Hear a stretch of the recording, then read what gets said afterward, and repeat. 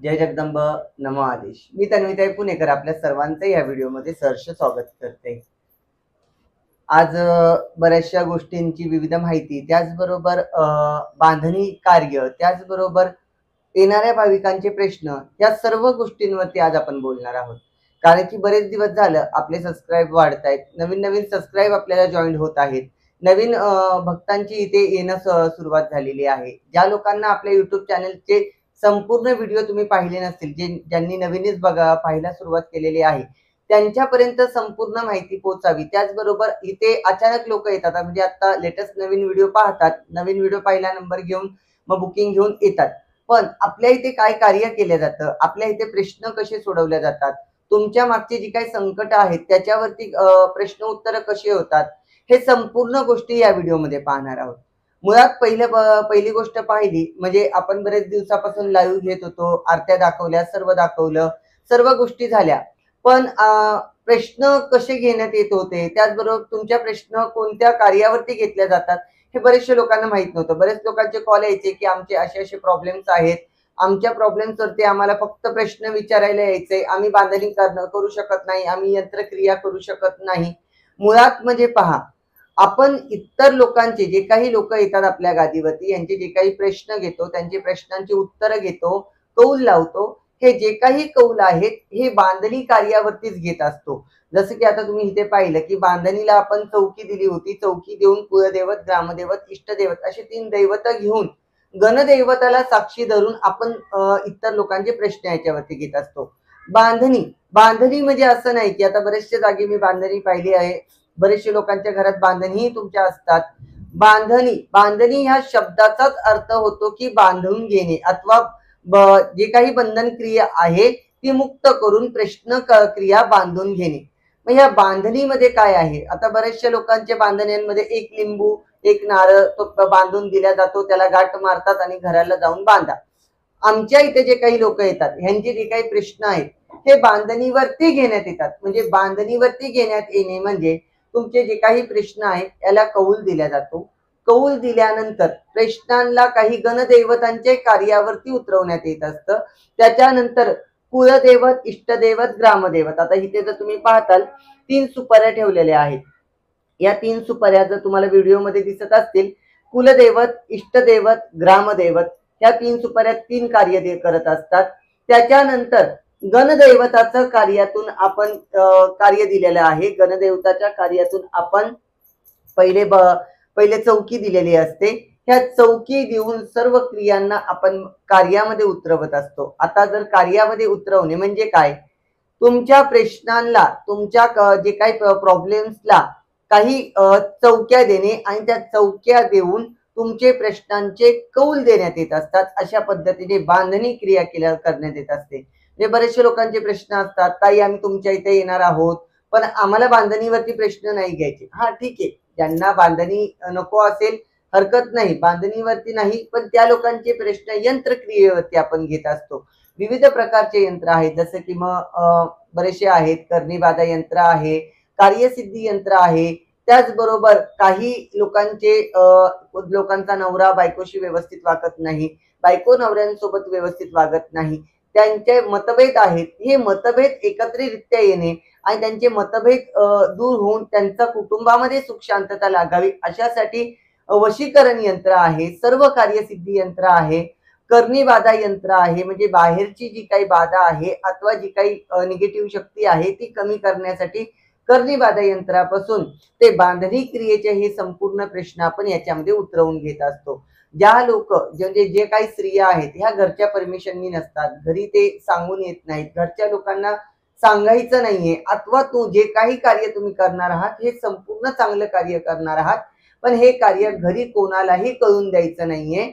आणि या कार्य फक्त तुम्ही जर घरी घेऊन जायचं असेल तर त्यांना बांधणी पॉसिबल होत नाही, अथवा बांधणी घरी घेऊन जाऊ शकत नाही. अशा लोकांचे प्रश्न यंत्रक्रियेवरती घेण्यात येत असतात.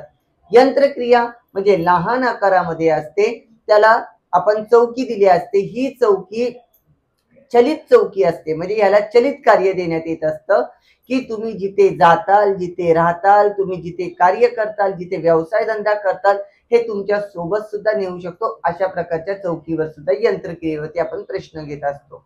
पण असं होतं, तुमचे दोन्ही प्रश्न असतात, ताई आम्हाला बांधणी नको, आम्हाला यंत्रही नको, आम्ही ह्याच्यावरती प्रश्न नको, त्याच्यावरती प्रश्न नको, अशा लोकांचे प्रश्न मग आपण आपल्याकडे कार्यसिद्धी पेटी आहे अथवा त्याच्यावरती आपण सर्व कार्यसिद्धी पेटी यंत्रावरती कार्य करत असतो. म्हणजे तुमचे प्रश्न या ना प्रकारावरून आपण बांधणी यंत्र कार्यसिद्धी पेटी याच्यावरतीच घेत असतो.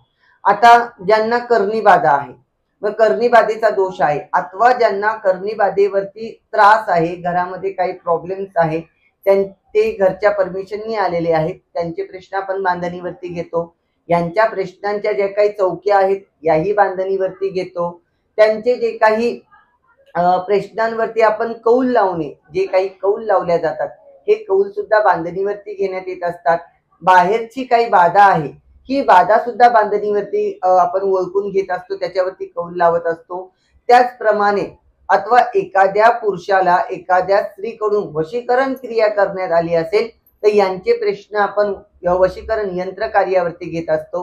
म्हणजे आपल्याकडे अनेक प्रकारातून कार्य करण्यात येत असतं. नुसते तुम्ही आलात, ह्या देवाचा कौल लावा, हे आहे का पहा, ते आहे का पहा, अशा प्रकारे आपले प्रश्न नसतात. बांधणी क्रिया यंत्र क्रियेद्वारे आपण तुमचे प्रश्न इथे सोडवत असतो.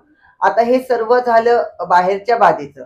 आता दुसरा प्रश्न, बऱ्याचशा लोकांचा असा प्रश्न असतो, ताई आम्ही तुमच्याकडे येणार आहोत, आमचे प्रश्न झाले की आम्हाला तुम्ही लगेच सोडताल का? आता पहिली गोष्ट म्हणजे पहा, बांधणी ही जी काही आहे ही 5 मिनिटाची किंवा 10 मिनिटाची नाही.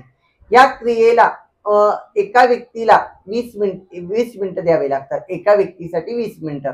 त्यांचे प्रश्न 10 मिनिटाचे होतात आणि बांधणीला चौकी देणे, बांधणीचे कुळदैवत काढून गणदैवत कार्य बांधून घेणे, त्याचबरोबर बांधणीचे काही चौक्या टाकणे, प्रश्नांचे जे काही कौल आहेत ते त्याच्यामध्ये उतरवणे, त्याचबरोबर याच्या काही विधी देणे, या विधींचे काही मंत्रोच्चारणातून कार्य देणे, ह्या सर्व गोष्टीला एका व्यक्तीला 20 मिनिटं लागतो. हा 20 मिनिटं प्रत्येकी आम्हाला देणं प्रत्येकाला पॉसिबल नसतं, म्हणून प्रत्येकाचे प्रश्न आपण सेपरेट पहिले घेत असतो. प्रश्न आपण बांधणीवरती उतरवत असतो. त्याच्यानंतर त्यांचे प्रश्न मी माझा प्रत्येकाचा अर्धा तास इथे वेगळा देऊन तिथे मी बांधणीला चौकी क्रिया देऊन गणदैवतांचे कार्य आपण बांधणीवरती घेत असतो. म्हणजे या सर्व गोष्टी जर पाहिल्या की बांधणी यंत्र जरी झाले तर ह्याचा काय उपयोग? आपल्या घरी बांधणी असल्या कारणाने तुमचे जे काही प्रश्न आहेत, जे काही प्रॉब्लेम्स आहेत, ती सुटण्यास मदत होत असते. याचे काही साधनं आहेत, या साधनेतून तुमचे काही करणी बाधेचे काही प्रकार असतील ती दूर होण्यास मदत होत असते. घरामध्ये नकारात्मक शक्ती आहे ती दूर होण्यास मदत होत असते. बाहेरची जी काही बाधा आहे अथवा करणी बाधेचा जो काही त्रास आहे तो सुटण्यास मदत होत असतो. पितृदोष अथवा वास्तुदोष जो काही दोष आहे हा कमी होण्यास मदत होत असते. त्याचबरोबर तुमच्या घरामध्ये कुलदैवत, आपले जी काही कुलदैवत आहेत, ग्रामदैवता आहेत, इष्टदैवता आहेत, ह्याही जर कुठल्या बंधनामध्ये असतील, आपले दैवत आपल्या बाजूनी नसतील, ही जर दैवत आपल्या तर कोणत्या बंधन क्रियेमध्ये असतील तर ही दैवत सुटण्यामध्ये मदत होत असते. त्याचबरोबर आपल्या घरामध्ये वादविवाद नेहमी असतो, हा वादविवाद दूर करण्यामध्ये मदत होत असते. आता बरेचसे लोक माझ्याकडे नेहमी येतात, गुरुवार रविवार या दोन्ही वारी आपल्याकडे लोक येत असतात. प्रत्येक जण इथे आल्यानंतर बांधणी यंत्रावरती जे काय आहे ते घेऊन जातात. बांधणी घेऊन गेल्यानंतर तुम्हाला जे काही कार्य दिलं असतं, मग काही साधनेचं कार्य असतं अथवा कुलदेवतांचे जे काही कार्य आहेत ते देण्यात येत असतात. अमावस्याच्या काही विधी तुम्हाला सांगितल्या जातात, त्या कराव्या लागतात. त्याचबरोबर तुम्हाला काही पौर्णिमेच्या विधी सांगितल्या जातात, त्या कराव्या लागतात. मुला मुलींची लग्न होत नसतील तर मंगळवारचे काही तुम्हाला विधी सांगितल्या जातात, त्या तुम्हाला कराव्या लागतात. काही लोक ह्या संपूर्ण गोष्टी व्यवस्थितरित्या करत नाहीत अथवा ती टाळाटाळ करतात, विचार करतात जाऊ दे, आम्ही तनुताईंकडे गेलो, बांधणी केली, आता आम्हाला काही बाकीचं करायची गरज नाही, असं नाही. तर जे काही गोष्टी तुम्हाला सांगितल्या जातात त्याही तुम्ही जर योग्यरित्या केल्या तर या दोघांच्या जोडीने तुमचे जे काही समस्या आहेत, तुमचे जे काही प्रश्न आहेत, ही सुटण्यास मदत होत असते. मग याच्यासाठी तुम्हाला जे काही सांगितलेलं कार्य आहे, जसे की बांधणीचे साधना कार्य आहे, जे काही कुलदेवतेचं काही कार्य नडत असेल ते आहे, तुमच्या देवाचं काही नड असेल ती तुम्हाला काही घरी करायला सांगितली असेल ती असेल, ही तुम्हाला योग्यरित्या करणंही गरजेचं असतं. त्याचबरोबर बरेचसे लोक लांब लांबून आपल्या इथे येतात, म्हणजे पुण्यामधून येतात, पुण्यातून येतात मुंबई, कर्नाटक, सातारा, सांगली, गोवा, रत्नागिरी, बेळगाव, त्याचबरोबर सोलापूर, कोल्हापूर ह्या भागातून लांब लांबून लोक येतात. बऱ्याच लोकांना असं वाटतं की आम्ही ताईंकडे गेलो की आमची बांधणी 10 मिनिटात ताईंनी आमच्या हातामध्ये द्यावी, आम्ही लांबून आलोय. पण पहा, प्रत्येक जण इथं लांबून आलेला असतो, प्रत्येक जणाला घाई असते. मलाही मान्य आहे की तुम्हाला घाई आहे, पण तुम्ही जर तेवढे पैसे खर्च करत आहात, येण्याचा जो काही खर्च करत आहात, त्या पैशाचा योग्य तो उपयोग होणे सुद्धा गरजेचं आहे. हा तुमचा कष्टाचा पैसा, त्यातून तुम्हाला योग्य तो लाभ होणे सुद्धा गरजेचं आहे. यासाठी इथे मी प्रत्येकाला सांगते, तुम्हाला 12 वाजेपर्यंत इथे पोहोचायचं आहे आणि संध्याकाळी 6 ते 7 वाजेपर्यंत थांबायचं आहे. कारण की आपले जे काही बांधणीचे काही विधी आहेत, त्याची पहिली विधी होते. ही पहिली विधीमध्ये चौकी विधी होत असते. ही चौकी विधी झाल्यानंतर तुमचे जे काही प्रश्न आहेत, हे प्रश्न तुमचे ते सेपरेट देवाऱ्यावरती घेण्यात येत असतात. तो पलीकडचा जो गणदैवतांचा देवारा आहे, तिथे तुमचे प्रश्न घेण्यात येत असतात. प्रत्येकाला सेपरेट तिथे बोलून त्यांचे प्रश्न विचारून त्याच्यावरती आपण कौल लावत असतो. कौल लावून तुमचे प्रश्न झाल्यानंतर तुम्हाला इथे बसवलं जातं आणि संध्याकाळी सर्वांचे प्रश्न झाल्यानंतर तुमच्या महत्वाची जी काही विधी आहे, ही चौकी विधी आहे. ही चौकी झाल्यानंतर तुम्हाला इथून सोडण्यात येत असतं. आता एवढ्या वेळामध्ये तुमच्या चहाची, जेवणाची ही पूर्णत्व व्यवस्था आपण करतच असतो. सर्वांना तो चहा, जेवण हे सर्व देतच असतो. पण तुम्ही जर घाई करताल की नाही बाबा आम्ही 10 मिनिटातच जाऊ, आम्हाला एवढाच वेळात आमचं झालं पाहिजे, तर असं होत नाही. कारण की बांधणी जरी तुम्हाला फक्त नारळ, लिंबू क्रियेवरती दिसत असेल, तरी हे करायला, ह्याच्यामध्ये काही विधी करायला, ह्याच्या चौक्या घालायला मला तेवढा वेळ सुद्धा लागतो. प्रत्येकाला 10-10 मिनिटं चौकी द्यायला आणि 10-10 मिनिटं प्रत्येकाचे प्रश्न घ्यायला लागतात. मग प्रत्येक जण जर घाई करून आला तर होत नाही. आता हे सर्व झालं आमच्या इथल्या गोष्टी. आता बांधणीवरती तुम्ही काय काय करू शकता, म्हणजे बरेच जण म्हणतात ताई आम्हाला फोनवरून सांगा, आम्ही घरामध्ये बांधणी करतो.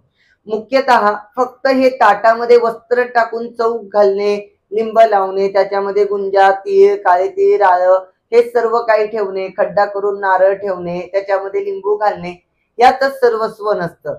माझ्या काही मंत्रोच्चारण आहेत, माझे काही क्रिया आहेत, मी या बांधणीच्या आतमध्ये प्रश्नांतरू टाकत असते. आता बरेच जण आपल्या इथे येतात, त्यांना आल्यानंतर माहिती सुद्धा असेल, आपण भोजपत्र देत असतो. या भोजपत्रावरती त्यांना शेंदुरांनी नामकरण कार्य देत असतो. हेच त्यांचं सर्व मुख्य कारण असतं आणि हेच त्यांचं मुख्य कार्य असतं. यातूनच त्यांचे प्रश्न त्यांच्या कुळामुळापासून आपण इथे घेऊ शकत असतो.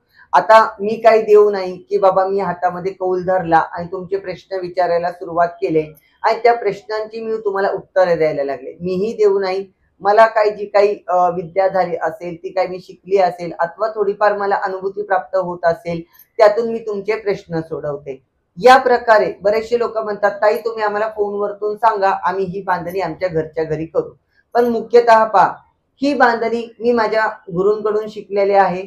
त्याच्यानंतर याच्या काही चौक्या आहेत ती मी माझ्या दुसऱ्या गुरूंकडून शिकलेले आहे. त्याच्यानंतर याचे जे काही गणदैवतांचं कार्य आहे हे माझ्या तिसऱ्या गुरूंकडून शिकलेले आहे. म्हणजे हे मला कुठे ना कुठेतरी शिकत शिकत मी आलेले आहे आणि हे सर्वस्व कार्य मी माझ्या पद्धतीने आणि मी माझ्या कार्याने करत असते. तर मी इतरांना हे शिकवू शकत नाही. मी हे कोणाला शिकवू शकते? जे माझे पूर्णत्व शिष्य झालेले आहेत, ज्यांनी माझ्याकडून दीक्षा घेतलेली आहे, ज्यांनी माझ्याकडून दीक्षा करून माझ्याकडून मंत्रोच्चारणाचे कार्य शिकलेले आहेत, जे माझ्याकडून सर्वस्व शिकून माझ्या लेवल पर्यंत आलेले आहेत, यांना मी बांधणी शिकवते. आता बरेच जे सबस्क्रायबर म्हणतात की तुम्ही बांधणी करता, त्याचे तुम्ही 1600 रुपये घेता, त्यापेक्षा फोनवरतून आम्हाला सांगा, आम्ही फोनवरतून करू, तुम्हाला ऑनलाईन पैसे पाठवू. शेवटी पहा, विद्या घेणे आणि विद्या शिकणे हे असं छोटं मोठं काम नाही. तुम्हाला कुठली ना कुठली तरी विद्या प्राप्त करायला तुम्हाला शाळा, कॉलेज याच्यामध्ये तर जावंच लागलं होतं. तर याच पद्धतीने मलाही माझ्या गुरुच्या पायऱ्या चढाव्या लागल्या. तिथे मला त्यांच्याकडून काही शिकावं लागलं. ते जे सांगतील त्या म्हणण्याने मला ऐकावं सुद्धा लागलेलं आहे. तर या पद्धतीने मी त्यांच्याकडून जी काही विद्या प्राप्त केली ते सहजासहजी मी YouTube वरती अथवा तुम्हाला कॉलवरती देऊ शकत नाही. यासाठी तुमचे जे काही प्रश्न आहेत त्यासाठी इथे येऊन तुमचं कार्य पाहणं, तुमचे प्रश्न सांगणे, प्रश्न सांगून याचे कौल घेणे, कौल देऊन तुमची बांधणी अथवा यंत्रक्रिया करणे गरजेचं असतं. म्हणजे ही काही गोष्ट छोटीशी नाही की मी तुम्हाला लगेच सांगितली आणि तुम्ही फोनवरतून ऐकली आणि केली, असं होत नाही. तर अशा प्रकारे जी काही बांधणी क्रिया आहे ती मी ते करत असते. आता बांधणी क्रियेतून बांधणी किती दिवसासाठी मी देते, तर सर्वप्रथम पाहिलं तर बांधणी जी कार्य आहे पूर्णत्व 1 वर्षासाठी मी देत असते. म्हणजे 1 वर्षासाठी मी ही बांधणी सर्वांना देत असते. 1 वर्षाच्या कालावधीमध्ये तुम्हाला जे काही प्रश्न पडत असतात ते तुम्ही त्या बांधणीवरती तुम्ही स्वतः सुद्धा कसे घ्यायचे, त्यातून तुम्ही मार्ग कसा काढायचा हे सुद्धा आम्ही तुम्हाला सांगत असतो. त्याचबरोबर आता आपला व्हिडिओ आपल्या YouTube चॅनल हा जो काही आहे 1 ते 1.5 वर्षापूर्वी चालू झाला. तर मागच्या डिसेंबर जानेवारीमध्ये बऱ्याचशा लोकांनी आपल्याकडून बांधण्या केल्या आणि ती लोक 1 वर्षाचा त्यांचा चांगला अनुभव प्राप्त झाल्यानंतर 1 वर्षाची बांधणी आता विसर्जित करून ते आता नवीन बांधणीसाठी सुद्धा येत आहेत. मग अशाच प्रकारे जी काही लोक माझ्याकडे मागच्या वर्षी बांधणी करून गेले होते त्यांचे 1 वर्ष पूर्ण झालेलं आहे. त्यांनी सुद्धा ज्यांना लक्षात राहिलं नसेल, आठवलं नसेल, त्यांनी सुद्धा आता पुन्हा जरी आलं तरीही चालेल. फक्त त्यावेळेस थोडेसे नियम वेगळे होते, त्यावेळेस आपली चौक्या वेगळ्या होत्या, त्यावेळेस कार्य वेगळं होतं. आता यावेळेस फक्त थोडंसं कार्य बदलले आहे. म्हणजे काळानुसार माणसाला बदलावं लागतं. त्याच पद्धतीने मला आता थोडंफार इथे काही बदल सुद्धा केलेले आहेत. कारण की लोकांची गर्दी, त्याचबरोबर गर्दी वाढल्यामुळे मला काही नियम अटी सुद्धा इथे लागू पडलेले आहेत. तर त्याच्यामुळे मला इथे आल्यानंतर मागच्या वर्षी पद्धतीने इथे असेल असं नाही, तर तिथे काही नियम सुद्धा बदलले आहेत. आता हे सर्व झालं बांधणी आणि यंत्रावरचं कार्य. आता या बांधणीतून आणि यंत्रातून काय काय प्राप्त होतं हे सुद्धा सांगितलं. पण बरेचसे लोक असा विचार करतात की ताईंची बांधणी इथे माझ्या इथे येतात, माझ्या इथे येऊन मी बांधणी जी काही क्रिया करताना तुमचे काही प्रश्न सोडवायला बसते. हे प्रश्न सोडवायला बसल्यानंतर तुम्ही पाहता आणि घरी जाऊन तशा क्रिया करण्याचा प्रयत्न करतात. बरेचशे लोकांचा मी अनुभव घेतला. त्या लोकांनी मला फोन सुद्धा करून सांगितलं, ताई मी तुमच्या इथे बांधणी तुम्ही करताना पाहिलं आणि मी घरी जाऊन त्या पद्धतीने बांधणी करून मी इतरांना देण्यास चालू केले, पण तिथे मला त्रास व्हायला लागला अथवा तिथे मला कुठे ना कुठेतरी नकारात्मक शक्तीचा त्रास झाला अथवा तिथे त्या ज्यांनी माझ्याकडून बांधणी घेऊन गेले त्यांच्या घरामध्ये प्रॉब्लेम चालू झाले. आता असं होतं की मी जे सर्वस्व देते, म्हणजे एक म्हण आहे, घोडा अगर घास से दोस्ती करेगा तो खाएगा क्या. म्हणजे प्रत्येकाला माहिती असेल, जर ही म्हण प्रत्येकाने ऐकली सुद्धा असेल, घोडा अगर घास से दोस्ती करेगा तो खाएगा क्या. म्हणजे मी सर्वस्व जर तुम्हाला दाखवत गेले तर मी काय खाणार. मग यातल्या सर्व गोष्टी मलाही इथे कुठे ना कुठेतरी गुपित ठेवावे लागतात. मग काही लोकांनी असे सुद्धा प्रयोग करून बघितले की बाबा ताई तिथे करत होत्या ते मी इथे करून मी माझ्या गादीवरती इतरांना सोडून देते, पण त्याचा त्यांना त्रास झाला, त्यांनी क्षमा सुद्धा मागितल्या. आता बऱ्याचदा लोकांच्या क्षमा मागितलेले व्हिडिओ मला माझ्या युट्यूब चॅनलला टाकायला आवडत नाही. तुमची कोणाची कामं झालीत म्हणून माझ्या बाजूला बसून तुमची काय कामं झालेली आहेत हे मला टाकायला आवडत नाही. कारण की झाकली मूठ 1.25 लाखाची, उघडली तर फुकाची असं मी समजते. कारण की तुमचं चांगलं झालं तर ते माझ्यामुळे न होता जगदंबेमुळे झालं हे मी मानते. तुमच्या कुठेतरी प्रयत्नांमुळे झालं हे मी मानते. मग तिथे मी कोणीच नाही, तिथे मी काहीच नाही अथवा तिथे मी काहीच केलं नाही हे मी स्वतःला समजते. किंवा माझ्यामुळे झालं, मी तुम्हाला करून दिलं म्हणून झालं, किंवा तुम्ही माझ्याकडे आला, माझ्या गादीवरती आला म्हणून झालं असं मला आवडत नाही. म्हणून मी याचे कुठलेही व्हिडिओ आतापर्यंत बरेचशे लोकांना माहिती आहे, आतापर्यंत बरेचसे लोक आपल्याकडे येऊन गेले, प्रत्येकाला माहिती असेल की तुमचं चांगलं झालं तरी मी प्रत्येकाला सांगते, हो तुमचं चांगलं झालं असेल तर आनंद आहे, या जगदंबेच्या पाया पडा, तुमच्या सोयीच्छेने हार फूल नारळ ओटी जे काही द्यायचं असेल ते द्या आणि जा. पण मी कोणाचेही व्हिडिओ इथे घेत नाही किंवा मला घ्यायचे सुद्धा नाही. जर भविष्य काळामध्ये एखाद्या व्यक्तीचा जर आग्रह असेल किंवा तो व्यक्ती जर म्हटला की नाही मला जर युट्यूब समोर तुमच्यासोबत बसायचं आहे तर ये बाबा तुझा तू बस इथे आणि तुझा तू सांग, पण मी काय तुझ्यासोबत बसून, ते संपूर्ण श्रेय मी माझ्या डोक्यावर किंवा मी स्वतः घेणार नाही.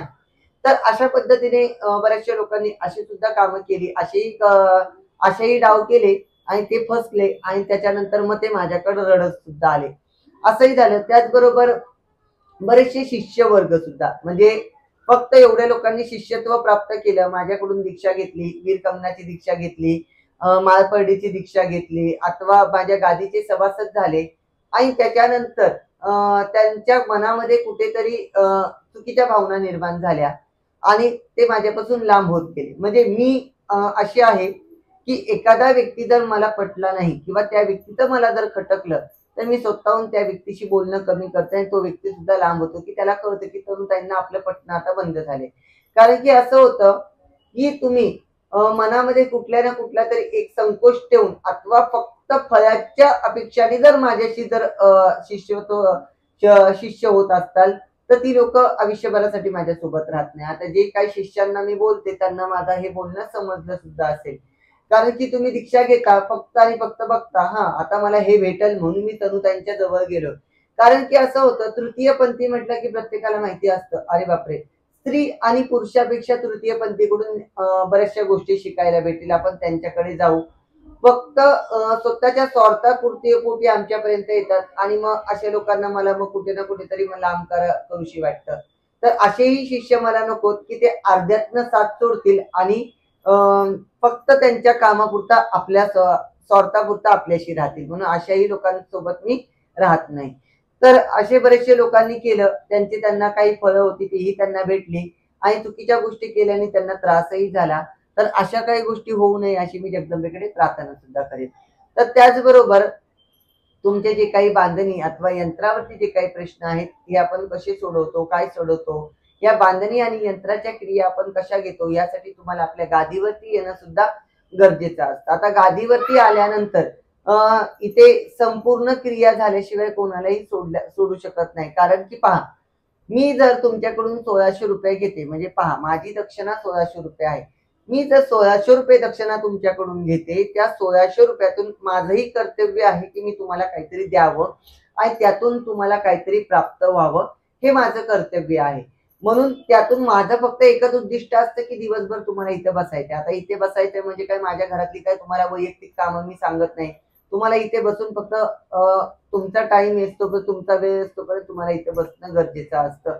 त्या बसण्यामध्येही काही कामं तुमची असतात की तुम्हाला भोजपत्र लिहायला सांगणे, चौकीचे काही मंत्र तुमच्याकडून उच्चारून घेणे, ही कामं सुद्धा तुमच्याकडून आम्ही घेतच असतो. तर या सर्व गोष्टी आता इथे येऊन गेलेल्या प्रत्येक लोकांना माहितीये. म्हणजे येण्या अगोदर प्रत्येक लोकांचे प्रश्न असतात, बाबा तनुताईंकडे जायचंय तर तिथे एवढा वेळ लागेल, मी बसू शकेल का? तुम्ही काही टेन्शन घेऊ नका, यायचं काम तुमचं आहे. इथं आल्यानंतर तुम्हाला बसायचंय कसं, काय खायचंय, तुम्हाला त्रास काय होत असेल तर तुम्ही कशा पद्धतीने शांत करेल तो मी माझ्या पद्धतीने सर्व करत असते. म्हणून येण्याआधी फक्त एवढाच विचार करा की आपल्याला तनुताईंकडे गेल्यानंतर दुपारी 12 ते संध्याकाळी 6 वाजेपर्यंत थांबणं कंपल्सरी आहे आणि बांधणी आणि यंत्रावरती तुमचे प्रश्न इथे घेण्यातच येत असतात. तर येण्याआधी जे काही तुम्ही प्रश्न करता, तर जे काही माझे शिष्य फोन उचलतात अथवा सेवेकरी फोन उचलतात, त्यांच्यासोबत किरकिर करू नका. कारण की मागच्या आठवड्यामध्ये एक लेडीज होत्या मुंबईच्या, शिष्यांबरोबर भरपूर किरकिर करत होत्या की तुम्ही एवढी फी घेता, मला बांधणी करायचीच नाही, मला फक्त तनुताईंकडे येऊन प्रश्न घ्यायचे आणि प्रश्न विचारून मला जायचंय. तर त्या ताईंना सुद्धा मी सांगितलं, नाही ताई, तुम्हाला इथे बांधणी नाही तर यंत्रक्रिया करावीच लागेल, ते कंपल्सरी आहे, त्याच्याशिवाय मी प्रश्न सोडवू शकत नाही. म्हणजे वही आणि पेन घेतल्याशिवाय आपण लिहू शकत नाही, त्याचप्रमाणे बांधणी असल्याशिवाय तुमचे प्रश्नच मी सोडवू शकत नाही. जर बांधणी आणि यंत्रक्रिया जर मी केली तरच तुमचे प्रश्न मी योग्यरित्या सोडवू शकते आणि त्यातून तुम्हाला योग्य तो लाभ सुद्धा प्राप्त होऊ शकतो. आता या सर्व झाल्या बांधणीच्या गोष्टी. आता दुसरी गोष्ट, इथे आल्यानंतर तुमच्या ज्या काही कार्य सांगितले त्याही तुम्हाला करायचे आहेत.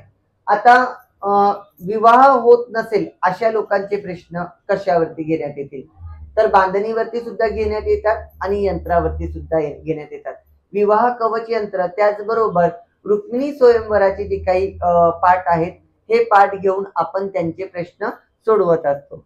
त्याचबरोबर ज्यांना कर्णीबाधा अधिक प्रमाणामध्ये आहे, म्हणजे बाहेरच्या काही दोष आहे, पर्णीबाधेचा काही दोष आहे, यांच्या प्रश्नांसाठी आपल्याला अधिक प्रमाणामध्ये चौक्या घेणं गरजेचं असतं. म्हणजे ज्यांना बाहेरच्या शक्ती त्यांच्या शरीरामध्ये आहे, त्यांना त्रास होतो, निगेटिव्ह एनर्जीचा त्रास होतो, त्यांना अचानक शरीरामध्ये काही बाहेरची बाधा येते, ती त्यांच्या शरीरामध्ये प्रवेश करते, त्याच्यानंतर ते पूर्णत्व वेगळं वागू लागतात, माणसांच्या व्यतिरिक्त वागू लागतात, वेगळं बोलणे, वेगळं खाणे, अथवा विचित्र पद्धतीने बोलणे अशा जर काही गोष्टी ते करत असतील तर त्यांचे प्रश्न आपण बांधणीवरती घेऊन त्यांना आपण चौकी क्रियेला बसवून त्यांच्या त्या क्रिया सोडवून घेत असतो.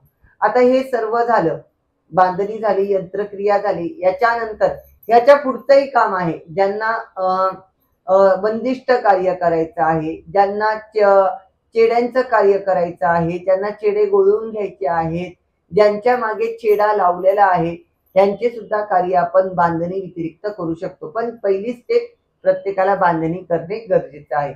त्याचबरोबर एखाद्याला गुरुदीक्षा घ्यायची आहे माझ्याकडून, एखाद्याला माळपरडीची दीक्षा घ्यायची, यंत्राची वीरकंगणाची दीक्षा घ्यायची आहे, अथवा नुसता गुरुमंत्र घ्यायचा आहे, त्यांना सुद्धा बांधणी किंवा यंत्र कार्य करणं कंपल्सरी आहे. कारण की बरेच लोक फोन करतात, काही आम्हाला तुमच्याकडून दीक्षा घ्यायची, आम्ही दीक्षा घ्यायला कधी येऊ? असं नाही. तुम्हाला पहिले इथे यावं लागतं, बांधणी अथवा यंत्रक्रिया करावी लागते. त्याच्या काही साधना तुमच्या 21-16 दिवस काय सांगितल्या जातात त्या तुम्हाला कराव्या लागतात. त्याच्यानंतर तुमची गुरुदीक्षा तुम्हाला देण्यात येत असते. म्हणजे नुसतं आलात आणि लगेच घे दीक्षा आणि हो मोकळा अशी पद्धत क्रिया आपल्या इथे चालत नाही किंवा केल्या जात नाहीत.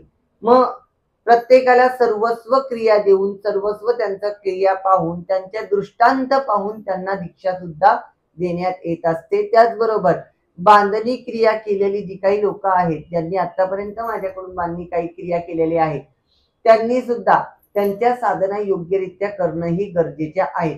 साधनेचे नियम, त्याचबरोबर बांधणीचे नियम, आपण सर्वस्व नियम इथे जे काही प्रश्न आहेत, प्रश्न झाल्यावर सांगतच असतो आणि इथे जे काही तुमचे कार्य आहे इथे शेवटला तुमचे घेतच असतात. आता या सर्व झाल्या बांधणीच्या क्रिया. आता दुसरी गोष्ट, बरेच लोक म्हणतात की आम्हाला चेडा देताल का? चेड्यावरती आम्हाला काही क्रिया आहेत त्या तुम्ही चालू करून देताल का? तर पहिलं तर पहा, ज्यांना गुरुदीक्षा दिल्या जाते, गुरुदीक्षा झाल्यानंतर त्यांना शेंदुरात्मक गणदैवत त्यांच्या आपण घरी तर त्यांची परवानगी असेल तर बसवून देत असतो.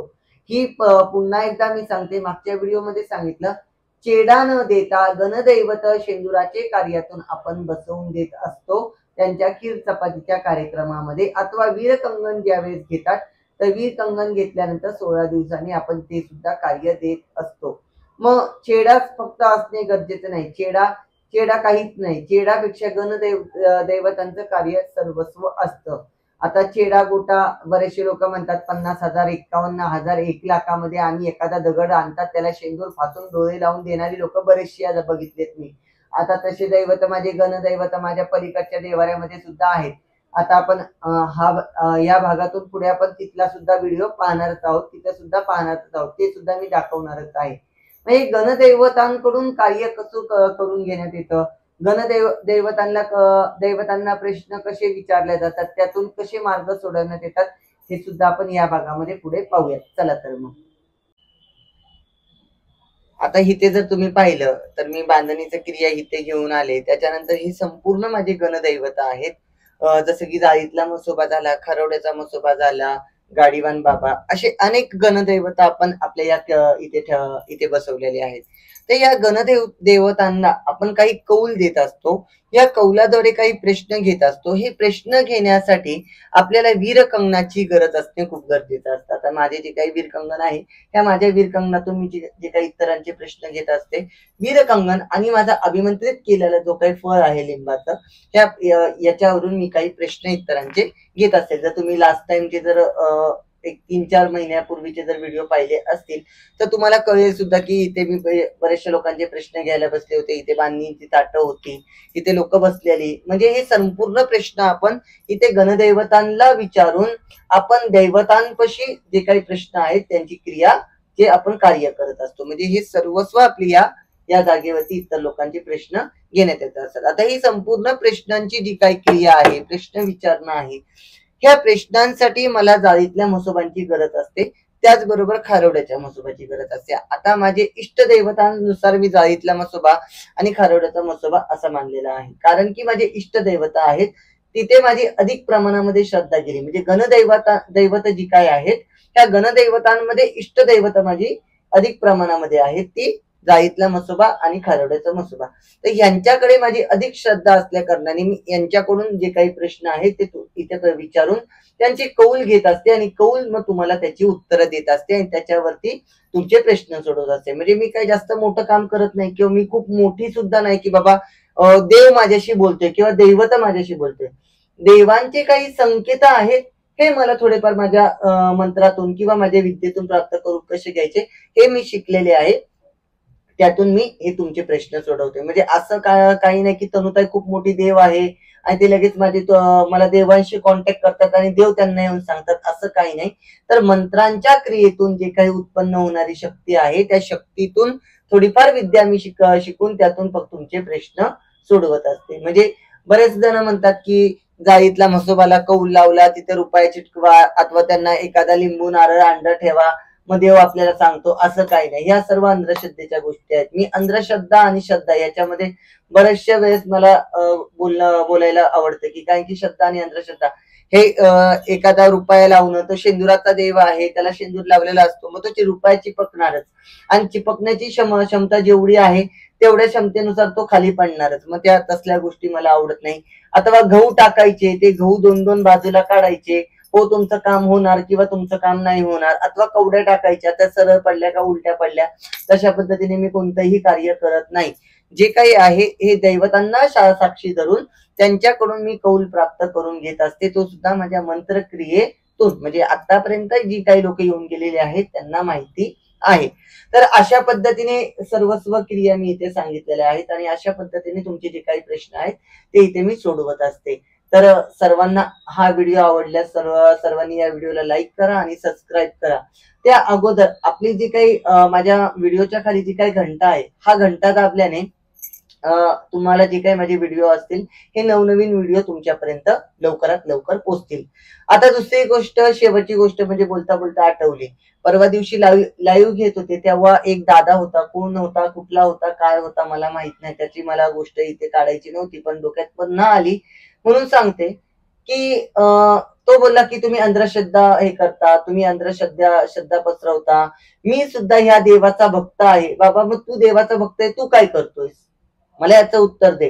तू नडतोयस तर कुणाला, तर माझ्यासारख्याला. अरे विचार कर, तू ज्या देवाचा भक्त आहे त्याच देवाला मी सुद्धा पूजते, त्याच देवाची मी सुद्धा भक्त आहे. तू जे करतोय ते मी करते आणि तुला एवढे जोगती आराधी माझे अथवा जे काही असतील जी लोक बाकीची लोक दिसली नाही, तुला मीच बरी दिसली रे बाबा. मी असल्या लोकांना जर माझ्याकडे जर विरोध करायला येत असतील तर त्यांना मी स्पष्ट सांगते, माझं काम पहा, नंतर माझ्याशी भांडायला लागा. कारण की न ऐकता न बघता काही पण फालतू प्रश्नांवरती जर माझ्यावरती टीका करत असेल तर मी त्याच्यावरती कायदेशीर कारवाई सुद्धा करू शकते. कारण की मी माझा चॅनल सुद्धा तेवढा मेंटेन ठेवलेला आहे आणि माझं काम सुद्धा तेवढं मेंटेन ठेवलेलं आहे. श्रद्धा आणि अंधश्रद्धेवरती मी जास्त चांगला फोकस करते, हे एवढं लक्षात ठेवावं. त्या दादाला मला सांगणं होतं. तर ठीक आहे, तर सर्वांना इथे येण्याआधी आपल्या इथे बुकिंग करणं गरजेचं असतं. बुकिंगसाठी कॉल करावा. कॉल करायचा माझा नंबर आहे 9322161699 9322161699. या नंबरवरती कॉल करून बुकिंग करावी. इथे रविवार आणि गुरुवार 2 वार असतात. त्या 2 वारपैकी तुम्हाला येण्या अगोदर 2 दिवस आधी बुकिंग करून कॉल करून आपल्या गादीवरती येणं गरजेचं आहे. इथे सकाळी किती वाजता यायचं, काय यायचं हा संपूर्ण मी या व्हिडिओमध्ये सांगितलेला आहे. हा व्हिडिओ खास करून मी माझ्या नवीन प्रेक्षक माझ्या युट्यूबला जॉईन झालेले आहेत त्यांच्यासाठी मी करत आहे. जुन्या लोकांना माहिती आहे, येऊन गेलेल्या लोकांना माहिती आहे. जी काही नवीन लोक आता आपल्याकडे येत आहेत किंवा जी नवीन लोक आपली सबस्क्राईब बनत आहेत त्यांच्यासाठी हा व्हिडिओ मी केलेला आहे. तर सर्वांनी पाहावा आणि तुमच्या जे काही प्रश्न आहेत, तुम्हाला जे काही प्रॉब्लेम्स आहेत ते इथे येऊन सोडवावेत. त्याचबरोबर तुमचे लाईक कमेंट सुद्धा करावेत. तुमचा एक लाईक आणि एक कमेंट माझ्यासाठी मोलाचा आहे, याचीही तुम्ही काळजी घ्यावी. तर सर्वांना जय जगदंब, नमो आदेश. लाईक करा, सबस्क्राईब करा. जय जगदंब, नमो आदेश.